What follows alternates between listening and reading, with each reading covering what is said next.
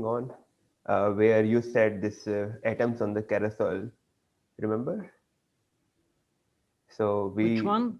I explained to Yes. you one of our result where we have a rotating nanoparticle and on which we plant some atoms, and because of the rotation, you see this Yeah. non-inertial effects, and you can measure them. That What paper effect? got non-inertial effects on the quantum mechanical aspects of the particle of the atom. Because of the rotation, it's accelerated system. So you see an Unruh-like effect on that. Mm-hmm. So I will discuss this thing in more detail, Yeah, maybe I, after I didn't follow the this conference sometime. concept. I'm afraid. So Non-inertial motion, the acceleration, the accelerated frame, non-inertial motion of atom. So you we will discuss this thing you later, you you maybe. mean something related to my talk at uh, at the previous conference, or No, no, no. I will not, maybe not now. People no, are joining. not that. Maybe we'll Oh, talk in. maybe We will talk later. yeah, my memory is gone, so I don't really remember the topics. Right. We will discuss this thing. Yeah, yeah. It's, I think we can share your screen. Let us see if that is working fine. Because in a couple of minutes we will start. let me try. Good.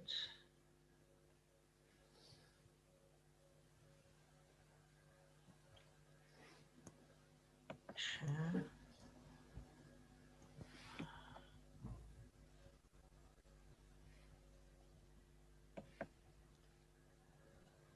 Good.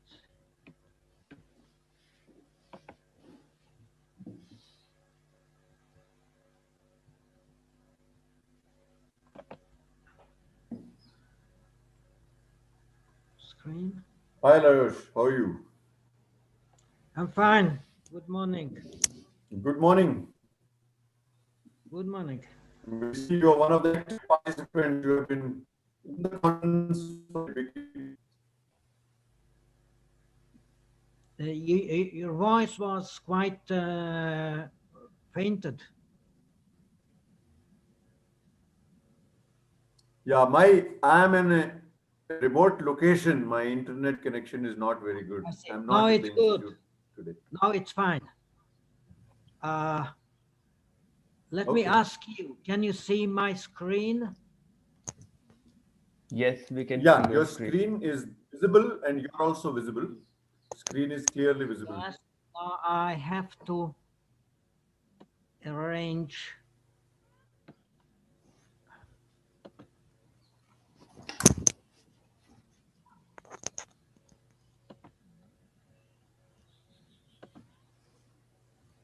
Uh,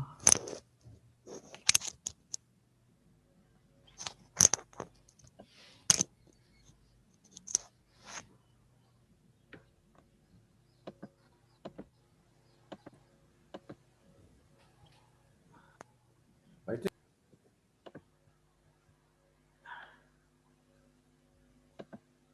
I think it's we should start now. It's noon. yes, yes. I'm So okay. No, it's okay. welcome. Yes, welcome back everyone. This is the third day of our conference QFTA 2020, and this is the first session. And today again we are going to have really interesting talks throughout the day. Our first speaker of today is Professor Lajos Doc. Let me introduce Professor Doc a little bit. He got his PhD from it was University Budapest in 1976, and he got candidate degree from Hungarian Academy of Sciences in 1987. In 2000, he got Doctor of Academy from Hungarian Academy of Science. 2007, he habilitated doctor from Ethos, ITWOS University, Budapest. And in 2008, he got the title of private professor from the same university. Right now, he is a professor at the Wigner Institute and at ITWOS University, Budapest. He has been on the editorial board. He has been an editorial board member of International Journal of Quantum Foundations and Quantum Reports. He has been an honorary fellow of John Bell Institute, a management committee member of COST, Action Quantum Technology in Space, and a foundational question institute member. His research institutes are in foundations of quantum mechanics, quantum classical interface, quantum gravity interface, quantum information theory, quantum thermodynamics, open quantum system, master equation, stochastic trajectories on four-dimensional stochastic trajectories. Sorry. I have known Professor Diosi since 2012-13 when I visited him for a couple of months in Budapest, and that was really amazing time. We had all kind of fun and we had really good academic discussions. Uh, Today, Professor Diosi will talk on Schrodinger-Newton equation, four-dimensional catches and attempts to relax them. Professor Diosi, the platform is yours. Please start whenever Uh, you are ready. Thank you, Sandeep, and good morning, good day, or good evening. Thank you, Kavit Arvind and Arvind for organizing this wonderful conference again after the previous one of my best memory. And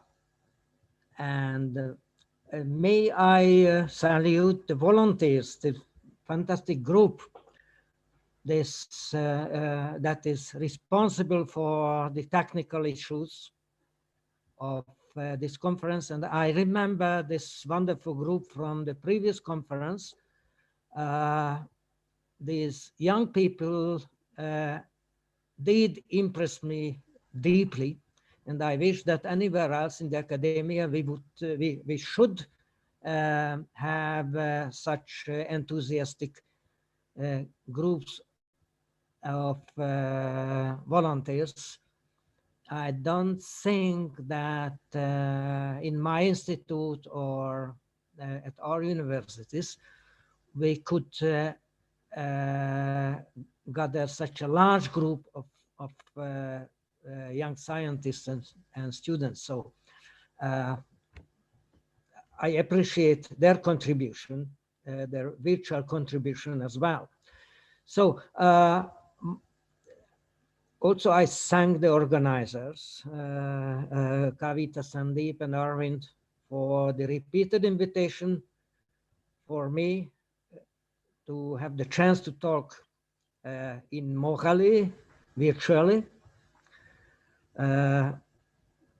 We hope to gather again in Mohali or even in Budapest next time.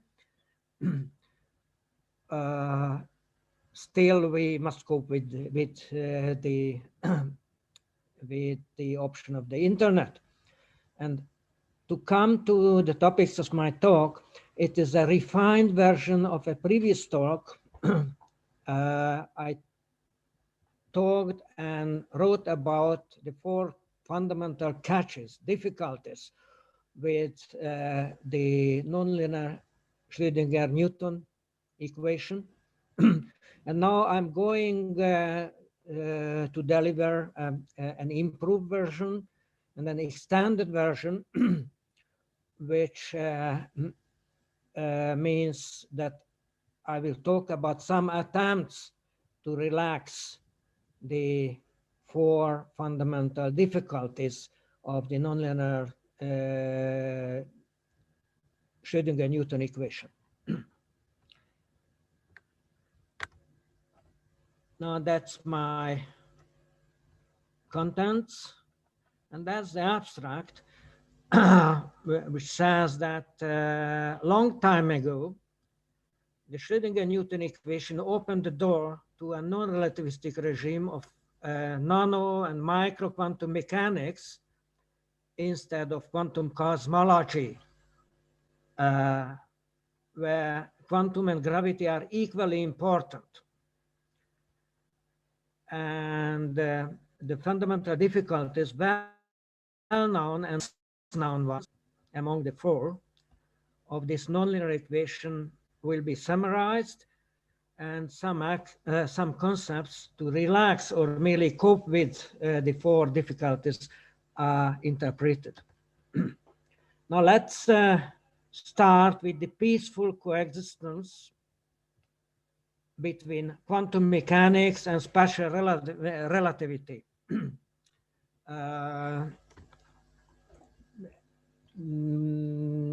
Noticed by Abner Shimony long time ago. Because standard quantum mechanics has an apparent action at a distance in the famous EPR situation. And also in the same situation, we learned from Bell that there is some kind of non-locality. Now, despite of this apparent action at a distance and non-locality, the physical action at a distance, AAD, and faster than light FTL communication remain impossible in standard quantum mechanics. And there is a very robust reason for the lack of physical difficulties, despite the formal ones. And this is the linear structures quantum mechanics. Whenever you add nonlinearity to standard quantum mechanics, to standard Schrödinger equation, you open the door to faster than light communication according to Gizen's old observation. Look at the equation here. If you insert, this is the standard Schrödinger equation, if you insert a potential V, which depends on the wave function psi itself, then you get, you can arrange a device for faster than light communication for whatever small non-trivial psi-dependent potential. So the issue is very dangerous.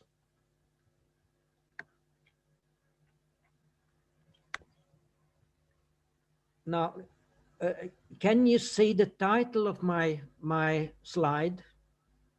I'm not sure. This semi-classical gravity in cosmology? Yes, so you can read it because Yes. it's covered by some header line on my screen. Okay, so that's semi-classical gravity in cosmology. This is just a summary of standard knowledge. This is an effective theory in cosmology and astrophysics to couple quantized matter to classical gravity. It goes by the semi-classical Einstein equation, where you observe the peculiar source term on the right-hand side, which is the quantum expectation value of the quantized energy momentum tensor of the quantized matter taken at the current quantum state psi of the whole system. We all know that GAB is the Einstein tensor, which is a classical field, and big G is Newton's gravitational constant, C is the velocity of the light. Now, there are four fundamental catches of this semi-classical theory of gravity. First is fake or unphysical action at a distance, AAD. The second is faster than light FTL communication. The third, is that the local autonomy of the dynamics of a local system is lost. So there is no local autonomy. If you have a local system, it is isolated from any interaction with the rest of the world. Still, still you are not able to predict its future dynamics. And there is no born statistical interpretation, no born. The standard statistical interpretation of the wave function is broken down. It's violated. Now, these difficulties, these 4 catches, are unrelated to relativity or gravity either. They are only related to the quantum nonlinearity induced by the right-hand side of the semi-classical Einstein equation, which is a psi-dependent quantity. The 4 catches, the 4 difficulties become much more transparent in the non-relativistic limit, because as I stress, they are unrelated to relativity or to gravity either. Now, let's say the semi-classical, the non-relativistic limit of the said semi-classical gravity theory. Let's take the Newtonian limit of the semi-classical Einstein equation. We only need the 0 component of this tensorial equation, sorry, page up, good, where G00 is approximated by 2 over c square times the Laplacian of the Newton gravitational potential. And the 0 component of the quantized energy momentum tensor is nothing else in this approximation than rho with the hat, which is the quantized mass density field of the non-relativistic quantized matter times, times c square, according to Einstein's most famous relationship. Hence, the velocity of light cancels from the semi-classical Einstein equation, and in the Newtonian limit, you are left with a particular version of the Newton-Poisson equation. It is particular because on the right-hand side, the source term is a quantum expectation, is the quantum expectation value of the non-relativistic quantized mass density in the current, taken in the current quantum state psi. Now, you can easily solve this Poisson equation, and you get the psi-dependent Newton potential generated by the quantized matter via the expectation value of the mass density operator. And if you use this psi-dependent potential in on the right-hand side of the Schrödinger equation, you obtain the Schrödinger Newton equation S and E with this nonlinear potential term on the right-hand side. It is otherwise the standard interaction, gravitation interaction term. What is non-standard about it is that the potential depends on the wave function itself.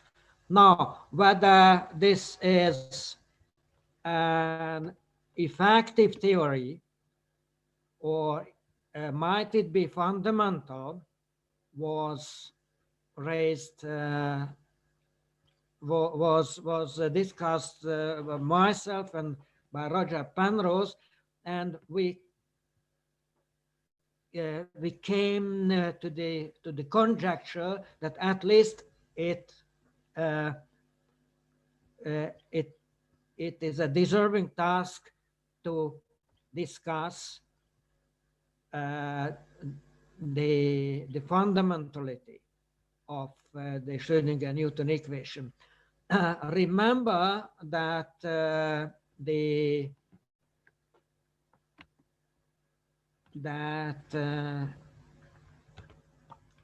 semi-classical Einstein equation, for many, it is just an effective theory, so an approximation of something. But this is there are many nonlinear quantum mechanical equations in physics, but this is the only one where which is not an approximation of an established unitary theory. So the semi-classical Einstein equation is an effective theory for something which is not correctly known, because we don't even know if gravity is a quantized phenomenon or it is classical.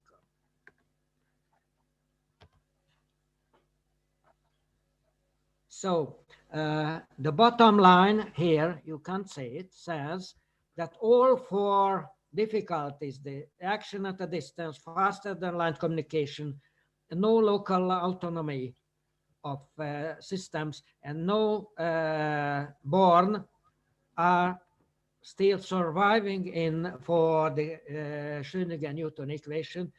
And as I told you, they are much better studied than the same difficulties in case of the full relativistic semi-classical Einstein equation. Let's come, we come to that point soon. Now, I will focus on the single body Schrödinger-Newton equation.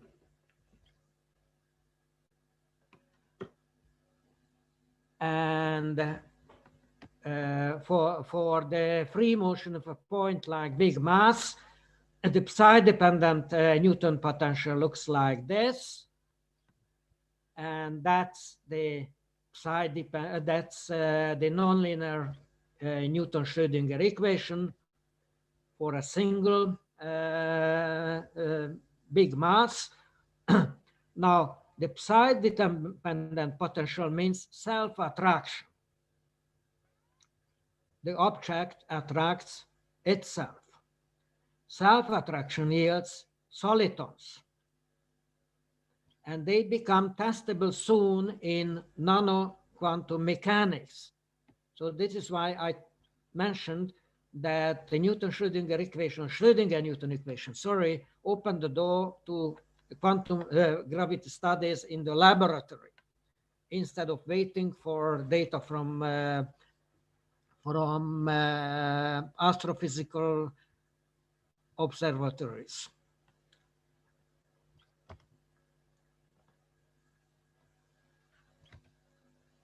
Okay. Now, about the Schrödinger-Newton cats. As I said, the ground state solution of the single body Schrödinger-Newton equation is a soliton. It is a stable ground state. It might be the natural localized state of macro objects. The size of the soliton is astronomically large for elementary particles because the confining, the self-attracting potential is ignorably small. It is submicroscopic, submicroscopic for large objects, for instance, for a billiard ball. And there is a crossover at 10⁻⁵ centimeters. Now, let's come to two soliton solutions. The total mass m can be shared between the parts, and they attract each other gravitationally, according to the classical Newton 1 over r potential. They can penetrate each other, and they can realize any classical two-body motion, approximately, typically the Keplerian motion. An example of two soliton solutions when the Schrödinger cat is a balanced cat, the two parts share on the mass equally, and they can oscillate along a straight line penetrating each other with the classical period. You can see there, where L is the amplitude of their distance. Now, let's see how we prove the presence of the four difficulties, the four catches. Alice and Bob, suppose they are far away from each other, own a qubit, Alice, and the Schrödinger Newton Keplerian cat owned by Bob, and they prepare the qubit and the cat in the entangled state, which is written here. This is a maximally entangled state. Now at T0, either Alice either does nothing, case 1, or she measures the polarization of her qubit, case 2. At some time later, Bob measures the position of his cat, and Bob finds that his cat is definitely on the Keplerian orbit in case 1, when Alice did nothing, but the cat will left the orbit, according to Bob's measurement, in case 2, because Alice collapsed the initial Keplerian state to one of the parts. And they say the second part of the cat is the outcome of Alice's measurement, then it is alone, it is a single soliton, and it is not attracted anymore by the other half of the cat. So it starts to move along the straight line. Now, this way, with the presence of action at a distance, because Alice's local action changed the dynamics at Bob's location. And if the scales are suitable, for instance, if the distance between Alice and Bob is large enough, then this action at a distance is faster than light. Now, for Bob, there is no general dynamics, local dynamics for his cat, because he never knows whether the cat is entangled with somebody else's qubits, and that's this somebody would do or wouldn't do any measurement in the remote part with respect to Bob. Now, I will come to the no Born, to the failure of the Born statistical interpretation later and in a general form.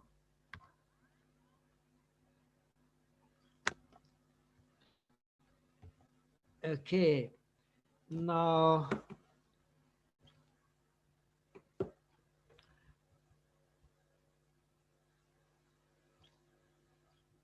let me come to the first attempt to relax the difficulties,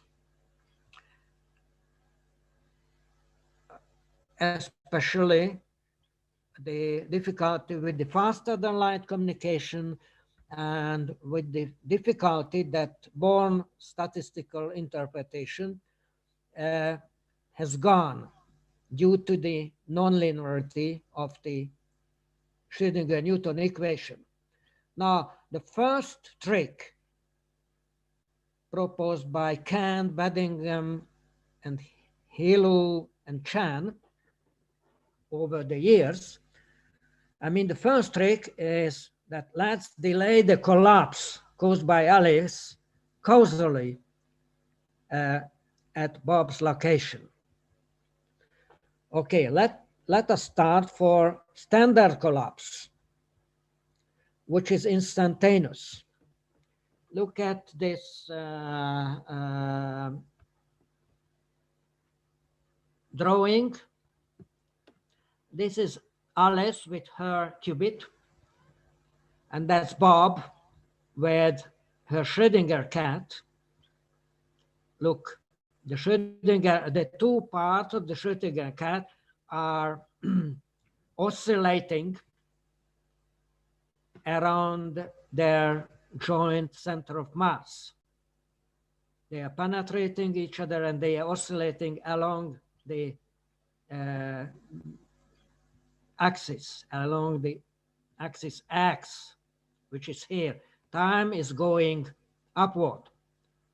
Now, at this time, Alice performs a measurement, and this collapses Bob's cat. One of the parts will go away. Suppose this part, that part cancelled, and the Schrödinger cat collapsed on this right-hand side part, which is no more attracted by his partner and starts to live freely. Now, at a later time, Bob performs the measurement of the coordinate of his cat, and he is interested whether the cat is on the orbit, on the oscillatory orbit, or it is not on the orbit. And he finds that the position of the cat has left the orbit. And then Bob observes that, okay, Alice sent a message by doing a measurement. Say this is the message 1. The message 0 would have been when Alice had done no measurement, and then Bob would have observed that the cat is still on the orbit. So this is faster than light communication from Alice to Bob, sorry, page up, because as you see, I indicated Alice's future light cone, and Bob is of course outside Alice's future light cone, because initially they were separated specially from each other in terms of relativity, special relativity. So this is faster than light communication, and we have to do with it somehow. And the proposal is the following. Sorry, my screen is too sensitive, apparently. Okay, the proposal, more or less in the same form by Kant, Bedingham, and Hilo and Chan, is the following, that it is a refinement of the standard way how we look at the collapse. The proposal is that Bob's local state be not collapsed by Alice because Alice's measurement falls outside Bob's path light cone. So the joint concept of those authors, Kent, Bedingham, Hilo, and Chan, is that measurements that are outside my past light cone won't influence the local state of my local systems. Whether this is this concept is really convenient to eliminate faster than light communication, despite the nonlinearity of the Schrödinger-Newton equation. But to be honest, I'm not sure that this concept, this new concept of collapse, is fully consistent. So it's an issue to be studied in the future. And now let us see a second way to eliminate all the difficulties from the theory. And this is a different trick from the previous one. It is done by Tilloy and myself.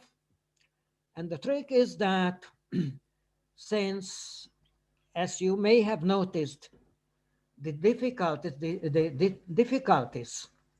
would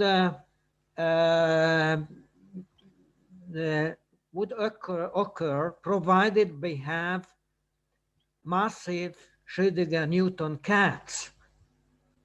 Otherwise, the nonlinear term of the Schrödinger-Newton equation is ignorable. So we need massive objects, and we need cat-like initial states for them. Otherwise, the difficulties are not, the difficulties remain ignorable. So the key criminals causing all those difficulties are the Schrödinger-Newton cats, the massive Schrödinger cats. So let's persecute them. That's the trick. So assume, now I introduce you into the concept of Tilloy and myself. We assume that universal spontaneous measurements are present to monitor, to measure the mass distribution, rho with the hat, everywhere and every time. And this monitoring of the quantized mass distribution of the non-relativistic matter would yield the measured outcome, which is a C-number function of space and time. And in standard theories of time continuous measurement, the measured signal takes this form. The main part is the psi-dependent expectation value of the density, but there is a noise term to complete the full expression of the measured signal. Now, the task is easy. The trick is easy to implement on the right-hand side of semi-classical Newton-Poisson equation. Remember, there was a source term, which was just this psi-dependent expression of mass density. Now, let it be replaced by the measured value, the monitor value rho, that one. So that's the new modified Newton-Poisson equation. It is a stochastic one because the noise is a stochastic variable. There's freedom about how precise is your measurement, is your spontaneous measurement regarding the mass density. This measurement must be very weak. Otherwise, we violate the superposition principle even for a hydrogen atom. So there is a trade-off between the noise and the precision of the postulated measurement of the mass of quantized mass density. If we optimize this trade-off, the result is unique, and it is just the gravity-related spontaneous collapse model, known for a long time from alternative considerations by Roger Penrose and myself. So this is a second way to eliminate the four fundamental difficulties from the Schrödinger-Newton nonlinear quantum mechanics. And now let me come to an important point, and that is Professor DOC. Yes? I would request you to I see. we have only a couple of minutes left, so I'll request you to please hurry in that talk. Then this is my last, but one slide. Let me summarize its very important content in two sentences. In statistics, whether it is quantum or classical, statistical mixing and dynamical evolution are interchangeable. And this interchangeability enforces the linearity of the dynamics. So interchangeability excludes deterministic nonlinear Schrödinger equations, and without interchangeability, statistical interpretation, whether it is classical or it is Born's quantum, collapses. So the catch, no Born, the breakdown of Born interpretation is non-quantum, it's classical statistical. You can read it from my book. And the summary, however hard the conflict between nonlinearity and statistics is, the Schrödinger-Newton equation deserves attention in foundations. Just we should keep in mind the catches. Okay, Sandeep. Mr. Chairman. Thank you, Professor DOC. Thank you for attention. So now the stage is open for questions. Please use the raise hand option. Yes, Professor Usha Devi. Thanks, Professor DOC, for your nice lecture. I wanted to know about the statistical stochastic equations in quantum theory. So there could be Markovian as well as non-Markovian. So this gravitational induced collapse theory, would it come under Markovian or non-Markovian? Would you be able to, will you comment on this? I hope I'm this heard. is a nice question. You can hear me? Can you hear me? Yes, we can hear you. Yeah. Okay, so I got a nice question. The current and only mathematical model is Markovian. Yeah. It is in the Newtonian approximation, and it is Markovian. Yeah. But the real full-scale theory exists at all. I mean, if we are on the right track, it is certainly not Markovian.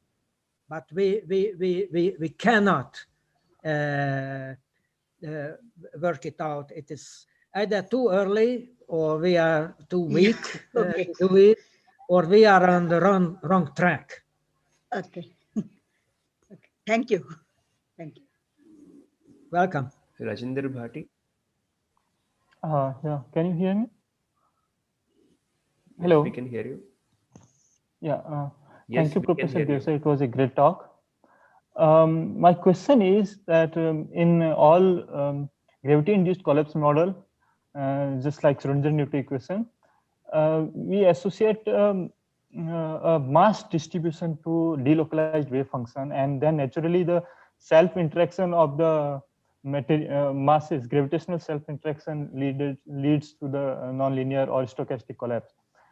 So my question is, so similarly, we cannot associate a charge distribution to the charge particle, because that will, increase that will cause a rapid collapse, which is the strength of electromagnetic interaction is way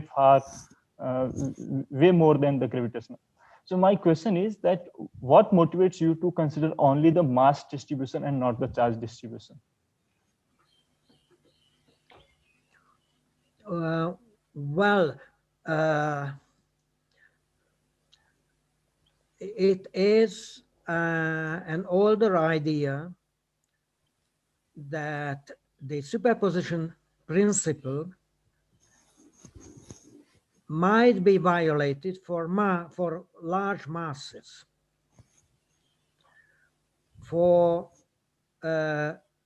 charges, we don't think that the same violation of the superposition principle is a plausible idea. Also, I don't think that can be a valid motivation, because if we increase the charge or magnetic dipole, it causes a collapse. That has been observed, increasing charge or increasing the magnetic moment also delocalizes the system. Whether it comes from decoherence or we don't know, but yes. Well, the main reason that we play on gravity is that, unlike electromagnetism, which is a perfectly known theory and phenomenon, gravity is a mystery. We don't even know, as I mentioned, that gravity is classical, or it should or can be quantized. At least we cannot quantize it consistently. So in the lack of a perfect and ultimate theory of quantum gravity, you are free to think about, you are free to play with it, and which is not the case with electromagnetism. In case of electromagnetism, you know for sure that in the ideal case, if you have a big charge, any big one, but it is isolated from its environment, then this however big charge will never violate the principle of superposition. This is what we know for sure for the ideal case in electromagnetism. Okay. And this certainty is not there in case of gravity, because we don't have the ultimate theory for the quantized behavior of the gravity, for the coupling of gravity to the quantized matter. So there we can think about, and we can freely raise new concepts, or even very weird concepts. Okay. My next small question is that Rajendra, recently, we are okay, running great. really short of time. We are already over time. So Okay. I just want to, like Thomas also has one question, and after that, probably you can type your question in the chat. And is that okay? Yep. Yeah, Yeah, Thomas, you fine. can ask a Okay. question, very quick question. Yes, thank you, Lajos, for adding the idea to my dreams that I'm circling in a superposition around myself. So in a Keplerian motion, I wanted to ask. You mentioned that your model with Tilloy has as a limit. I mean, if you optimize it in some sense, you get the gravity-related spontaneous collapse that you predicted earlier with Penrose together. And now I wanted to know what the results they had of this experiment, this nuclear physics experiment at the Gran Sasso Institute, which showed that this gravity-related spontaneous collapse cannot happen in this way as you predicted it. Does that also imply that that your theory at Tilloy might be wrong? Dear Thomas, can you hear me? Yes.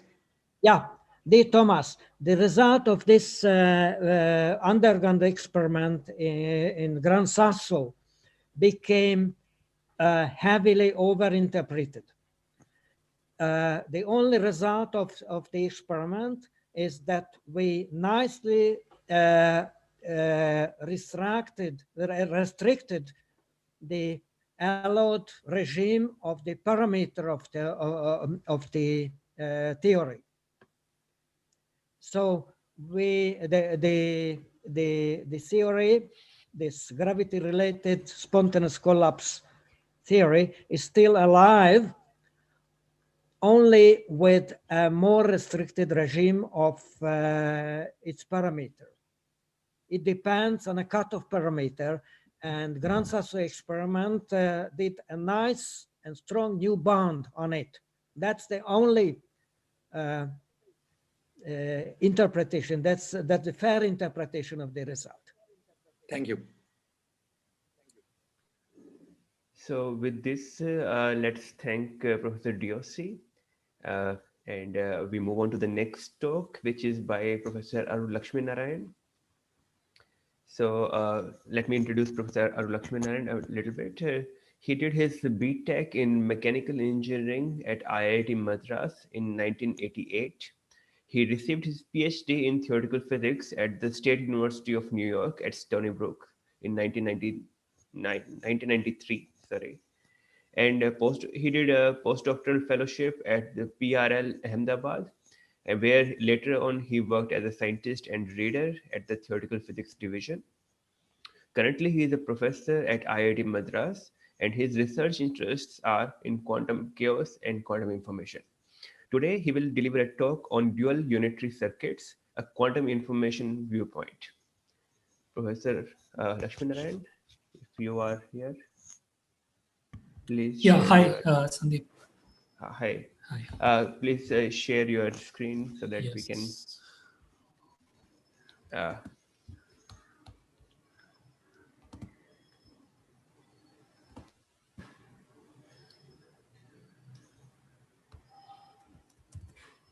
Yeah. Is that visible? Yes, Sandeep? it is visible. Yes, it is visible. But it's not in the presentation mode at the moment.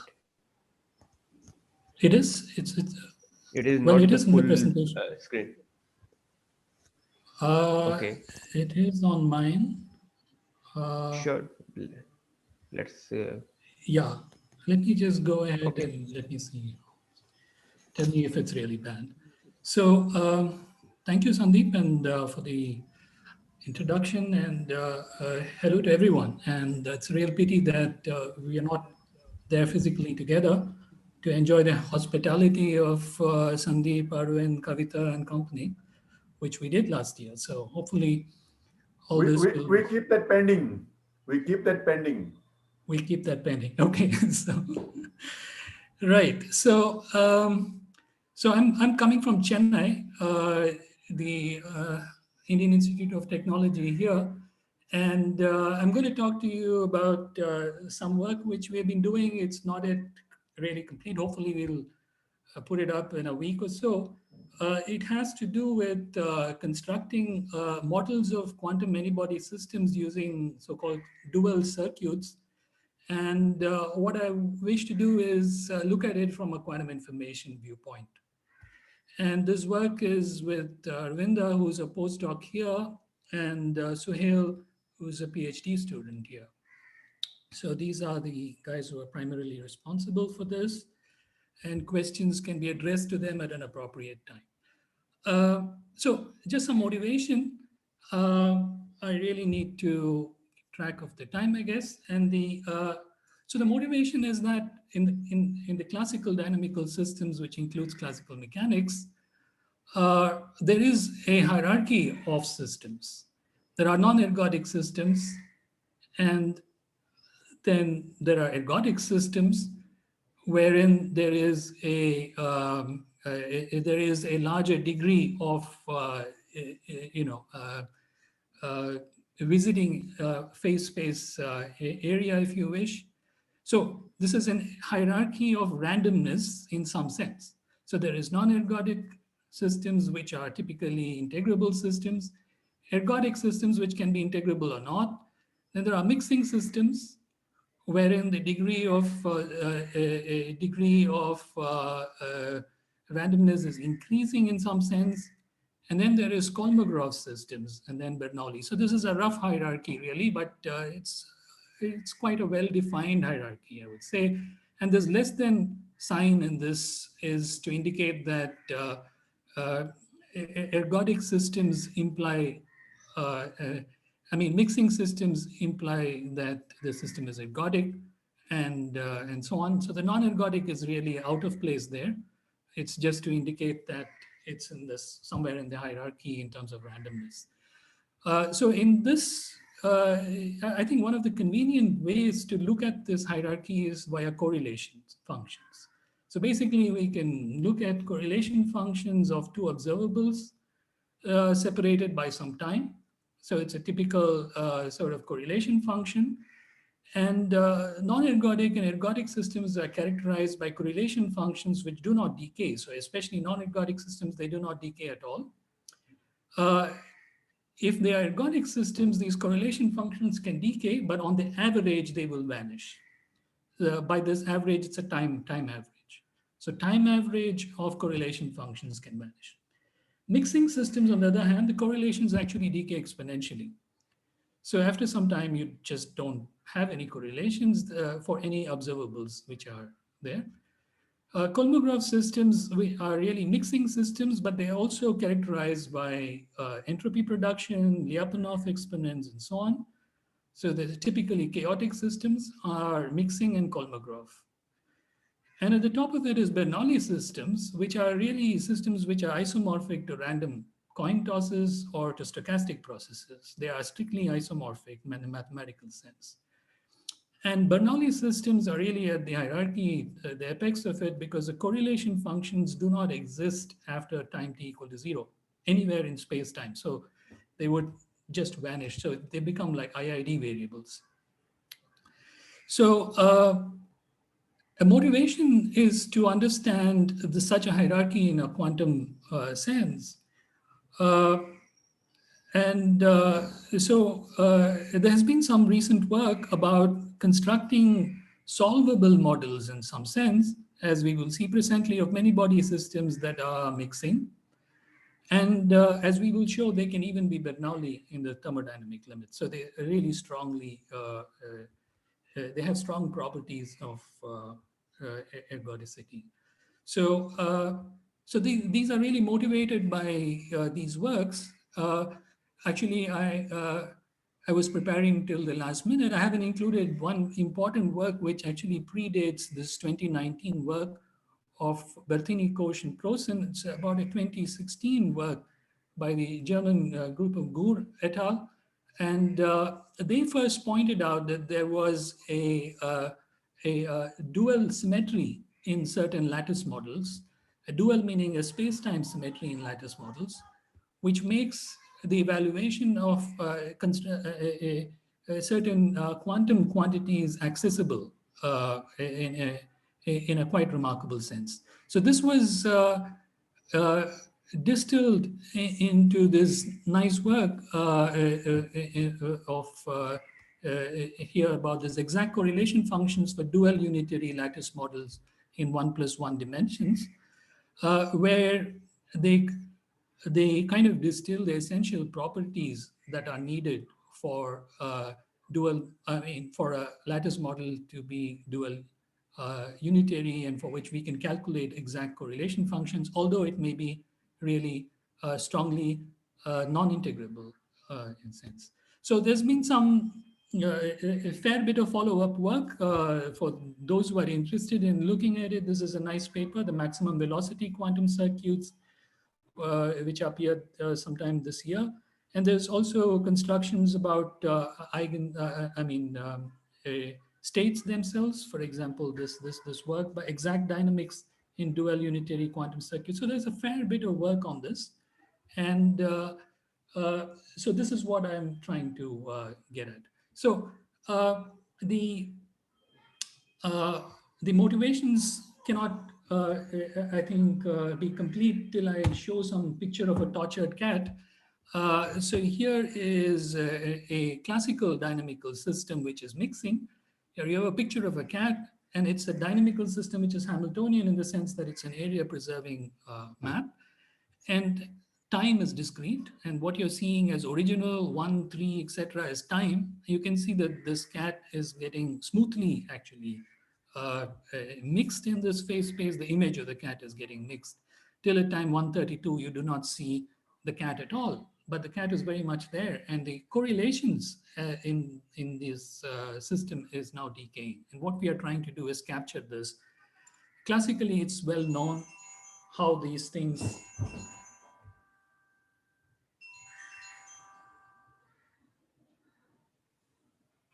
how these things go, but we are trying to look at the quantum equivalence of these. Okay, so first I wish to give you some kind of a tutorial as to about these systems, so that one can appreciate what is being done. So so it's actually quite nice in the sense that we're not going to be doing a lot of mathematics, but we're going to instead be drawing a lot of things. So basically, it's a tensor network sort of approach. So, so we denote a bipartite unitary operator U in this way. So you have this input state.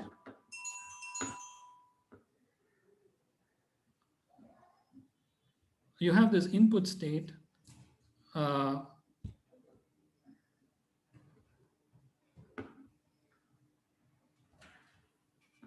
you have this input state J beta, and then you have the action of the bipartite unitary, and if you wish, the output state I alpha. So the unitaries are themselves in this work represented by some color, and the adjoint of it is represented by some other color.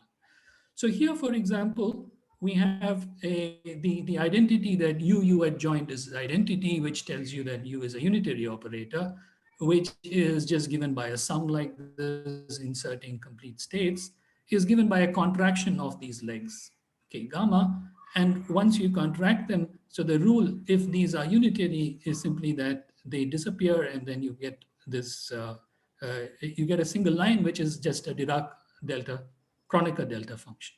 Okay, so this is just the identity operator on two systems, if you wish, or a tensor product of identity on each one of them. And this is just the other identity. Okay, so how do we build a circuit out of this?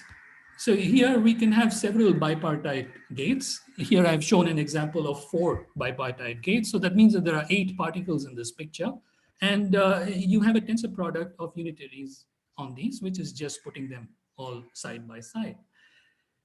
And so this is one layer. Here at this point, there is no coupling between these bipartite systems. So the coupling is at the next layer, where we have these 2, 3, 4, 5, etc. are now coupled by, again, unitary operators. So together here, we have a grand unitary of these 8 particles, which have nearest neighbor interaction. Okay, so that's in fact one level of the many-body system. So that's one one-time propagator, if you wish, or a Fouquet operator. So what we do to generalize this is basically what is written here. So this U tensor L is telling you that there are L copies of this U, which is itself bipartite. So there are 2 L particles. And this is a translation operator which is doing this step for you. So you translate it. Actually, it should not be 2L. It's just a translation by 1 step there. So it's a 2L translation. So t to the power of 2L is really identity. So this is incorrect. So t to the power of 1 and t to the minus 1. And then there is again this unity. So one is assuming in this case that all the bipartite unitaries are identical, but that's not really necessary finally. Okay, so that's one time step. And then we build on times by just multiplying them together. So this is in fact this grand propagator to the power of time t. So let's say that we are interested in calculating the trace of u to the power of t, which is an important quantity. Essentially, spectral form factors are derived from this, so this contains a lot of information, and it's of interest to find such a quantity. Now we also impose periodic boundary conditions in space, and the trace condition imposes periodic boundary conditions in time. So if we just step back and look at this as a picture, it's quite clear that we can either look at this trace as coming from, going vertically across these things in a transfer operator kind of scenario, or actually we can reverse or turn our viewpoint by 90 degrees and view it as a propagation in space rather than in time. So in fact, that is the key insight in this, that you can also write this as a trace of another propagator to the power of L, where L is now the number of bipartite sites. Okay, so L is a number of bipartite sites, and this U tilde is sort of a unitary operator which is rotated by 90 degrees. So we are looking at it as not a unitary operator, it's an operator which is kind of rotated by 90 degrees, okay? So in fact, so that's exactly the duality condition. There's a 2L particles over a time t can have a dual of 2t particles over a time L. So this is the space-time duality. Now there is a certain case which is of special interest, and that is when this U tilde itself is also unitary. So in fact, that is what is called a dual unitary circuit if that sort of a thing happens.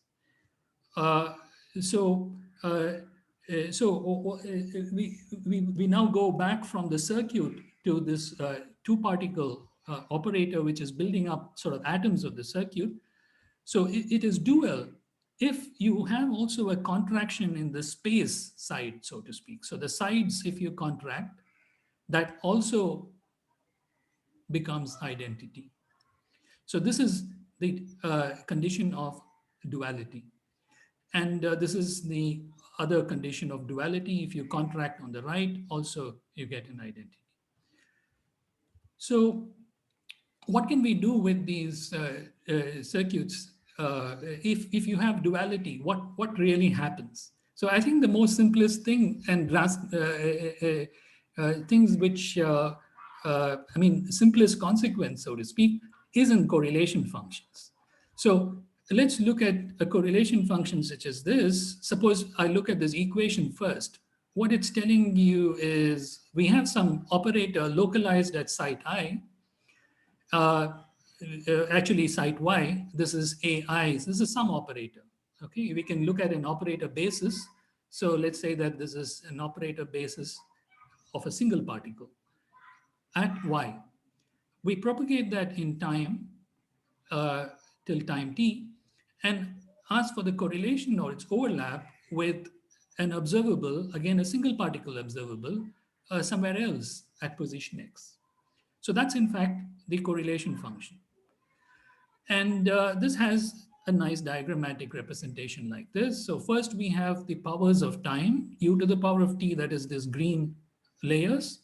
And then you have this operator AI. Y somewhere it's a single particle operator, so it's just sitting on one of the legs.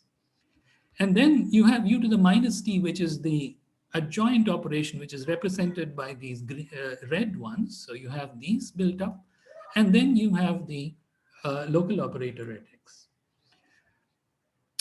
Okay, and the trace operation, you are now going to identify all of these legs up as well as below. And the periodic boundary conditions in space puts us also identify these legs on the left and right. So it's on a torus, if you wish, it's a space-time torus. And now I'm going to take pictures from this work of Bettini, Koch, and Prosen, which I showed you. First of all, if we just make use of unitarity, you see that all of the intermediate gates vanish, or they are cancelled by the contractions. And what you're left with is a light cone. So this is the x is plus or minus t lines. Yeah. So any influence of this operator here, this local operator, is felt within these light cones. Okay, so if the other operator is within this light cone, then there will be a correlation, otherwise it will vanish. And how does one evaluate such a thing? So there are several possibilities. This single operator is well within the light cone, localized such as in this case, which is kept here. Then what you can do is simply contract, make use of, again, unitarity here, and contract it to sort of melt it down to this. And now here comes the duality condition. You cannot make use of further unitarity conditions to simplify this circuit. If you simply had only unitarity, this circuit does not simplify further, and there can exist correlations inside the light cone. But because of the dual nature, you can see that these things also get contracted there on the same side, and that contraction leaves this open, and you can just recursively do this. The whole thing sort of melts away nicely, and you have this isolated operator here, which means that they decorrelate. So the correlations vanish if this operator is anywhere inside the light cone, if the unitary U is dual unitary. And therefore, the only cases of interest are when they are on the light cone themselves. The other operator is on the light cone. And even here, you can see easily making use of, again, dual unitary, that if it is on this leg of the light cone, it's again vanishing. It gets isolated. So the only case of interest is really when it's on exactly this straight line here. Okay, so this is now the contraction. This is now the correlation function. We have made use, so this picture is true for any unitary U, not just for dual unitary. But the important thing is only if it is dual unitary, correlations everywhere else also vanish. So now the point is to evaluate this. And here is a very nice insight. If you look at this picture, this kind of cobweb picture, you realize the following. You look at the centermost structure here. This one is, if you replace this by a single operator, now it looks, this one looks exactly like the center one. And if you replace that then by a single operator, it looks exactly like this. So there is a recursive process. And in fact, this one here defines a map, a CPTP map. And so this can be written in this following form. So this is now the uh, inner thing here with this operator, a U adjoint, this single operator sitting at the center of space-time, and this raised to the power of 2t, and then you're now here.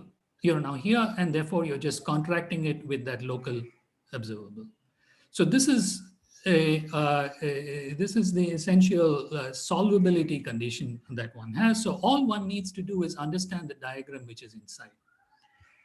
And so that was called by these authors. So this is now a channel which takes a local operator, ultra local, a single particle operator to another single particle operator. But now this one is raised to the power of time t. You have to repeat this, and then you're finding out the correlation. So the correlation function depends exactly on this quantity. And therefore it depends only on the properties of this channel.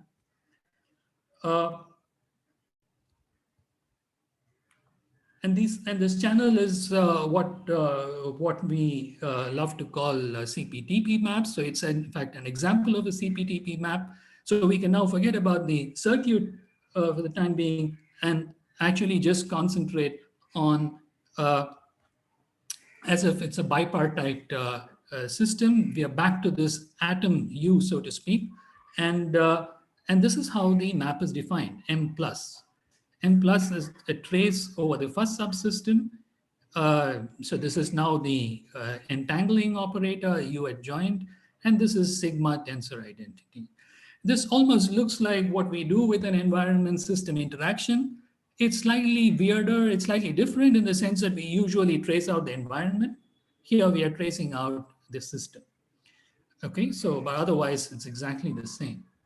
And this M minus is another map which will tell you how the correlations propagate if the single particle operator is on the right wing of this. So if it was on this part of it, then the correlations will not vanish on the x equals minus t line. Okay, or yeah, x equals minus t. So it will not vanish here. And so that is what is determining this. And these two can have different properties. And so this is the sort of chiral nature of these, so-called chiral nature of these circuits. So there are essentially two CPTP maps which determine the behavior of dual unitary circuits, and we wish to understand these maps better. So, of course, these maps are CPTP and they're also unital. They're unital contractive maps. And their spectrum is of natural interest because they determine the rate of correlations, decay of correlations. So there is one state which is stationary state in which you're taking the initial operator to be just identity. So it's a trivial stationary state for which the eigenvalue is 1. So we will ignore that. And the other eigenvalues, we will order them according to decreasing order. So lambda 1 will be a very important eigenvalue. So it's the eigenvalue which is closest to 1 in modulus.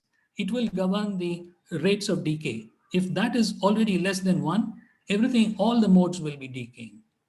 Okay, so so we will concentrate on this lambda 1 as the largest eigenvalue. So it determines the correlation. So these eigenvalues determine these correlations. Okay, all correlations, by the way. So there is a certain classification which was proposed by these authors, which I mentioned, based on these eigenvalues about the circuits, and they're based on these non-trivial eigenvalues of this map. Basically, it tells you what I said at the beginning about correlations. So a system would be, a circuit would be non-interacting if all of the non-trivial eigenvalues are also 1, exactly equal to 1. That means that whatever observable you may have, the correlation does not change at all. So it's some constant. A non-ergodic system, which is interacting but non-integrable, is when there are some non-trivial eigenvalues exactly equal to 1.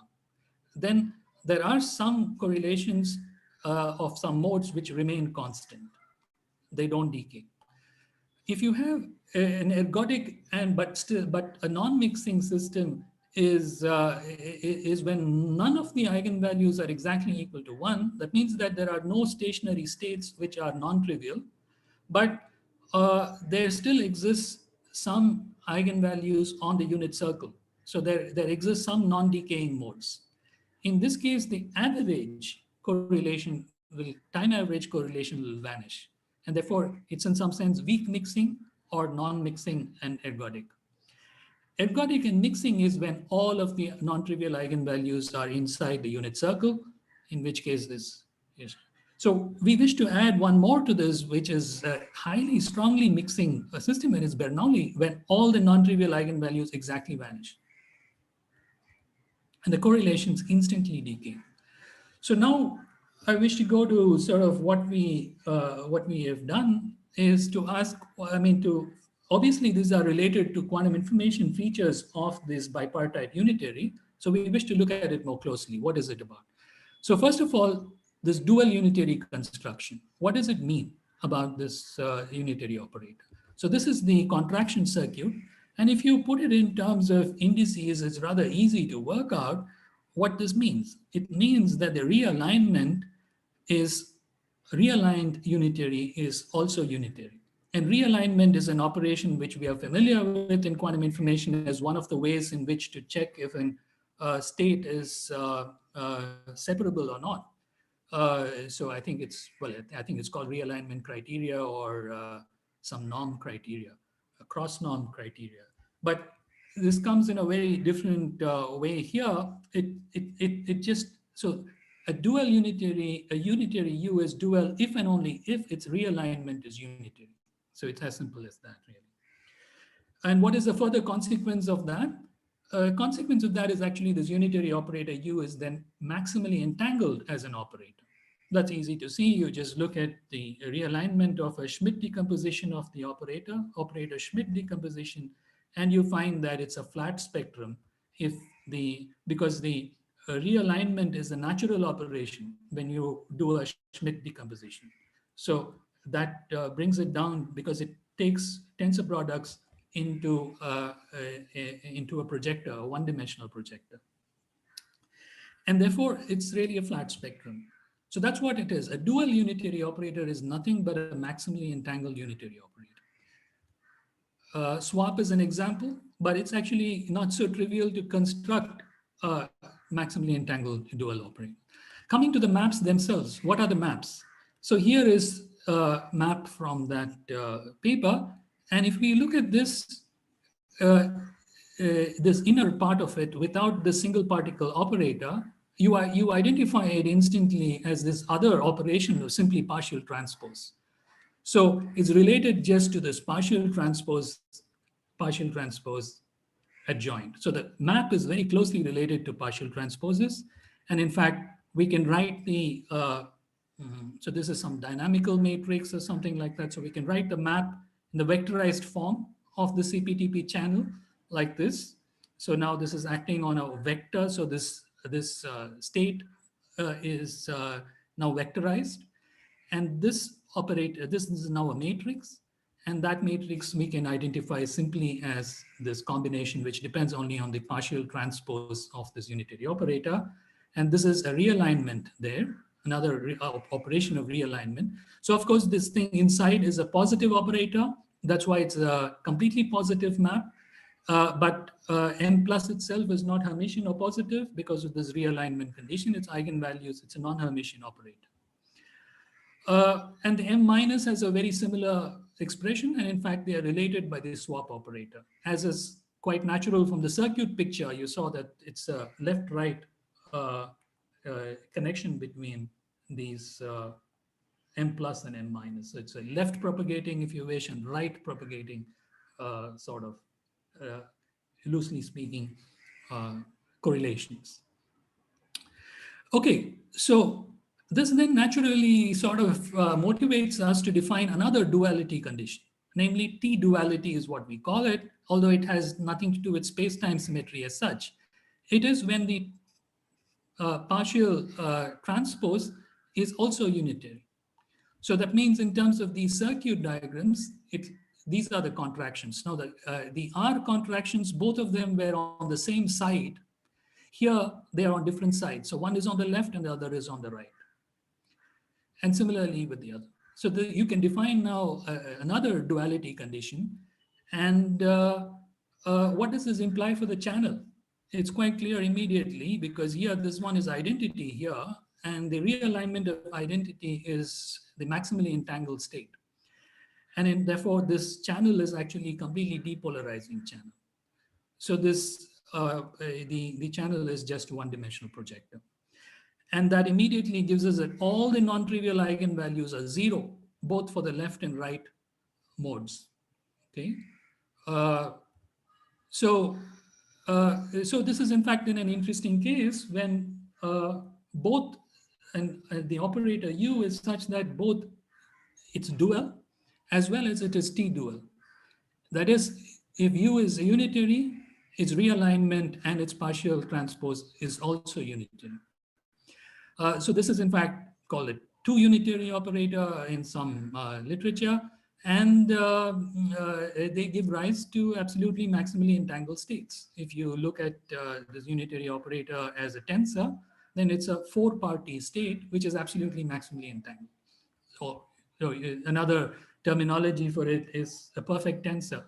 So in fact, this condition of two unitarity is okay, absolutely maximally entangled state of 4 parties or RMA4Q.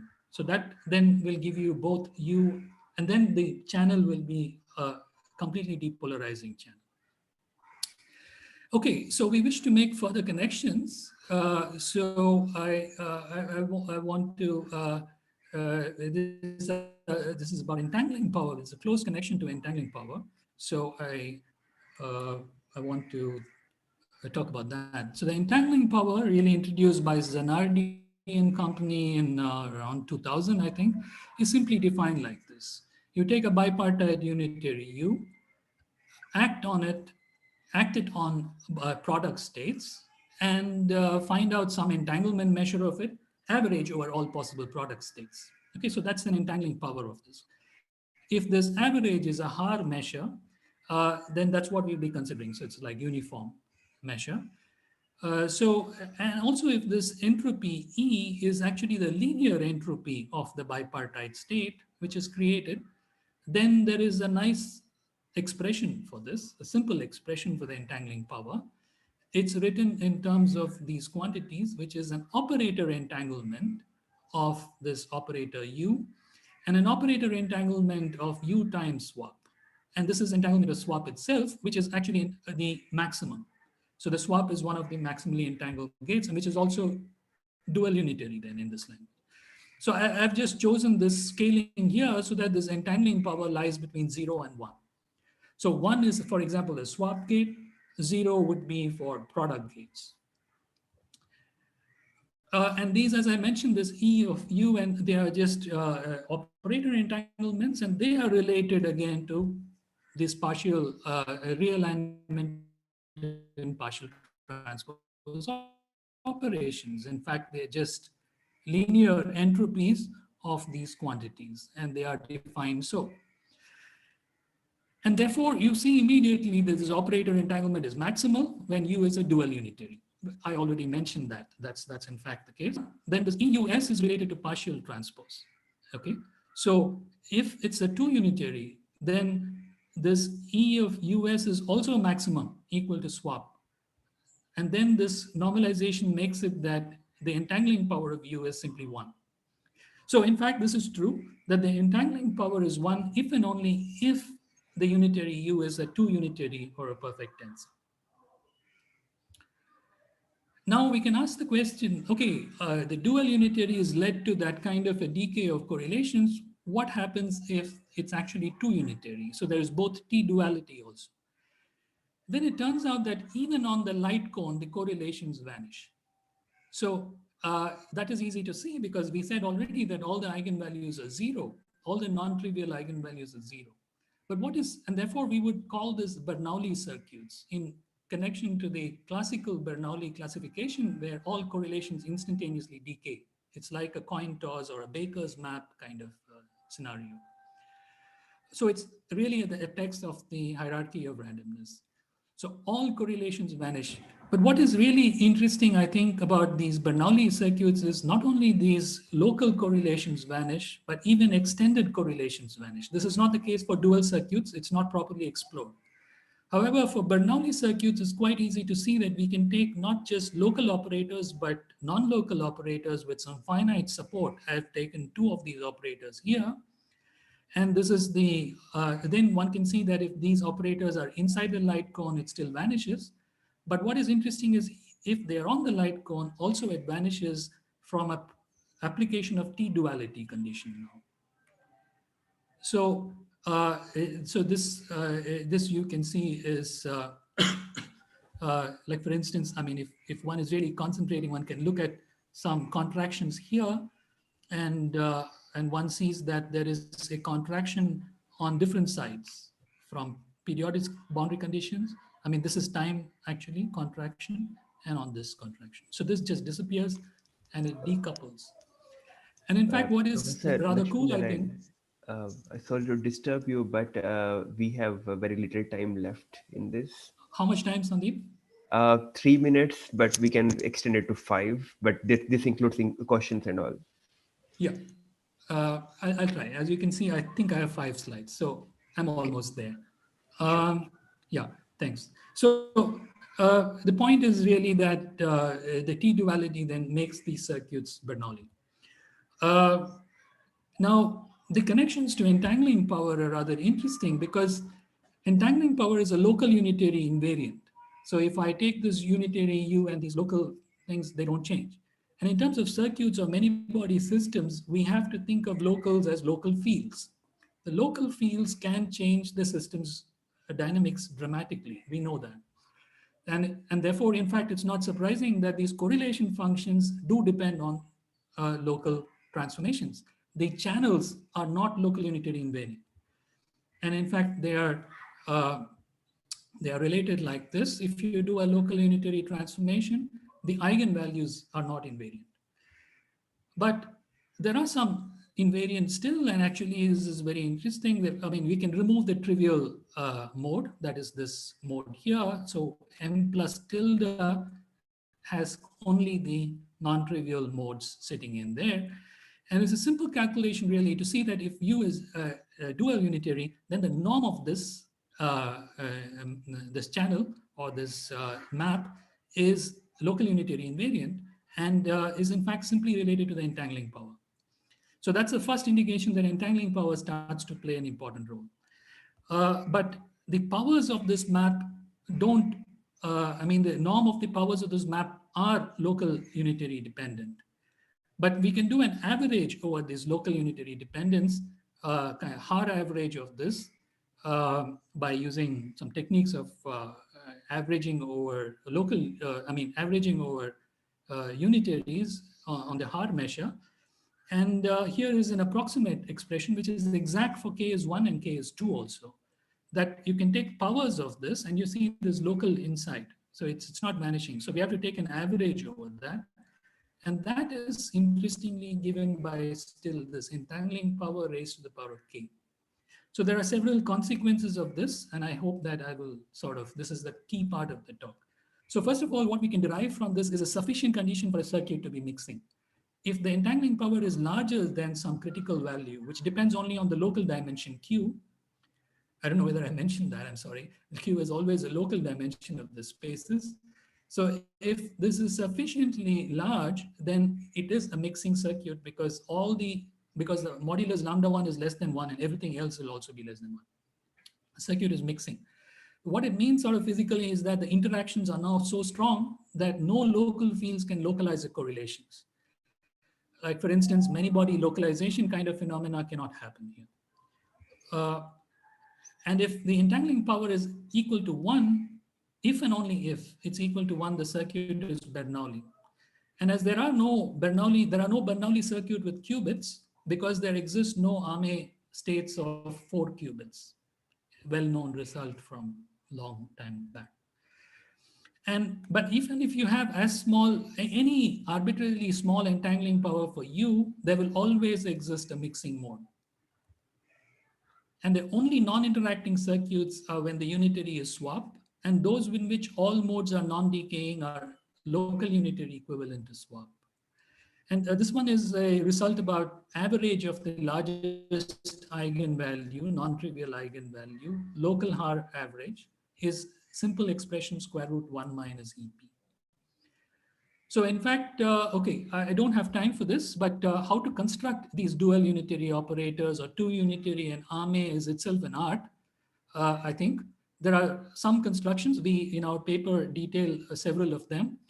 So in our recent paper, we outline a way in which we can get ensemble of dual unitary operators, and also in some cases, ensemble of two unitary operators. So Suhail is going to have a poster on Tuesday on this. So in case you're interested, he will discuss this work in more detail.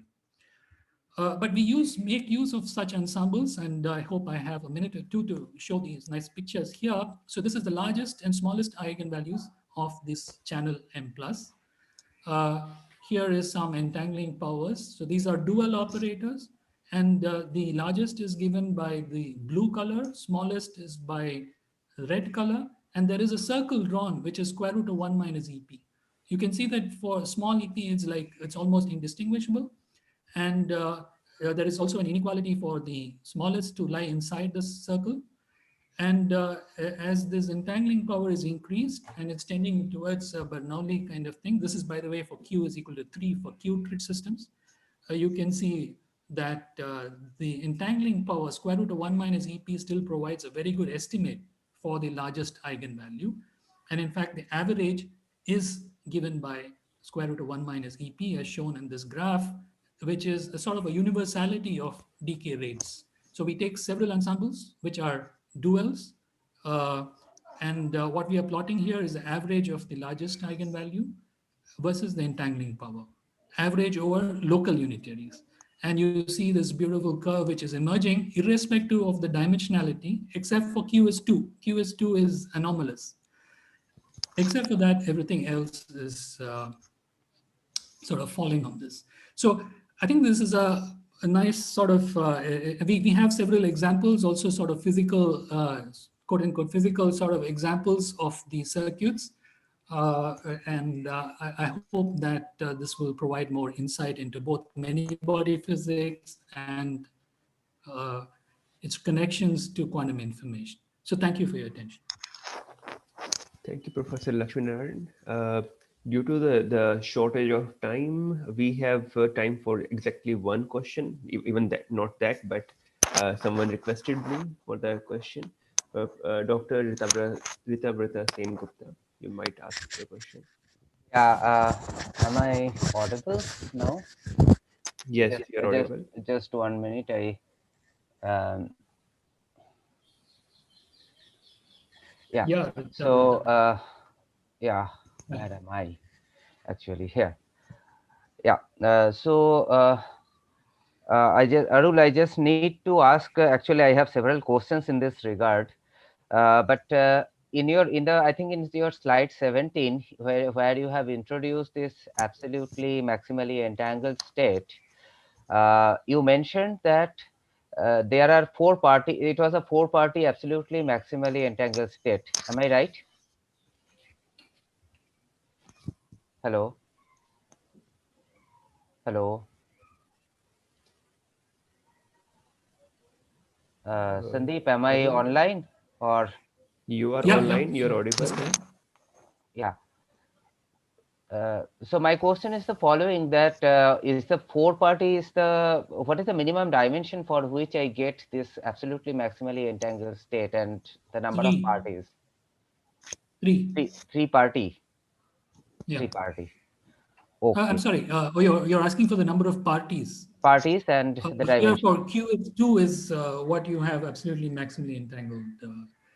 I think, of course, yeah. I mean, two, for example, GHZ state is an example. Oh, okay, okay. So I think I have I missed. mean, two is enough. I mean, a Bell state is an absolutely maximally entangled state. Yeah, so I was thinking whether it is something different in many body system than I mean than the So the bipartite. definition of an absolutely maximally entangled state is that any bipartite cut is a maximally mixed state. I see, I see, I see, I see. Okay. The reduced density matrix of any maximally any cut bipartite cut is maximally mixed. Okay. And in the, I think in your slide 21, you had mentioned something about a norm, and that norm is not a unitary invariant, right? You that's why you are taking it It as is a a hard. unitary. You're talking about That hard. Yeah, yeah, yeah. Exactly, exactly. yeah, yeah. No, but what do you mean by unitary invariant? Are you talking about the norm being unitary Yeah, yeah, yeah. invariant or Yeah, the norm. local unitary invariant?